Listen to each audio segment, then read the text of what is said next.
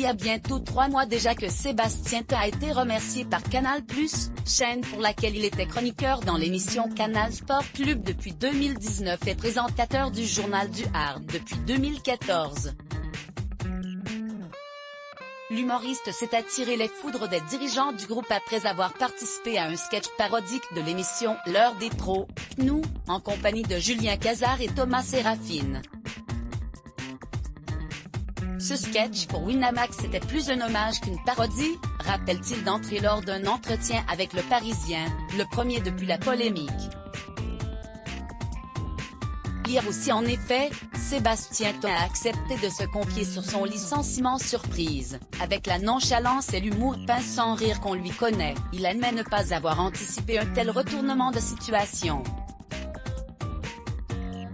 2 jours après sa mise en ligne, je suis avec Dominique Farrugia quand Gérald Brice-Guiré, note de la rédaction, directeur général des antennes de Canal+, m'appelle et me dit que le sketch pose un gros problème en interne.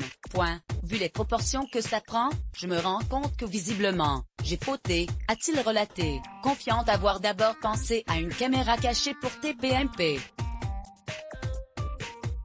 Ok, il ne faut pas taper sur les collègues de la cantoche, mais là, ce n'était pas méchant, on se marrait avec eux, se défendait-il encore. Même Pascal Praud, le journaliste parodié dans le sketch aurait apprécié cet humour.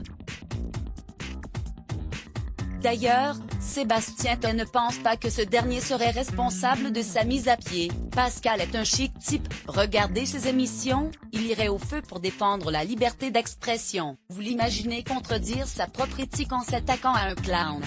Ce serait grave. Julien Cazard, l'ennemi public N°, un Sébastien Toen comprend alors que le problème vient d'ailleurs.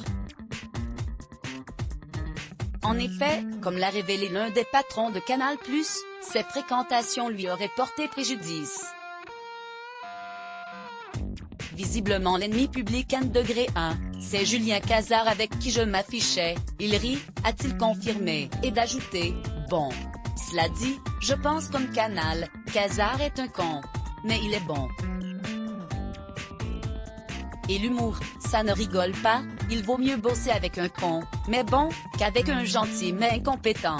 Une triste fin pour Sébastien Toen qui officiait depuis 10-8 ans au sein de la chaîne, sa chaîne comme il l'appelle même. Toutefois, il refuse de passer pour un martyré, bien que reconnaissant du soutien reçu autour de lui, dont celui de Stéphane Guy, également licencié. Pour avoir pris parti, Sébastien Toen assure s'être séparé en bons termes avec ses anciens employeurs, on a trouvé un accord avec Canal.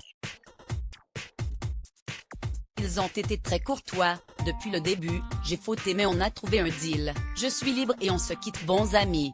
Let's block ADS.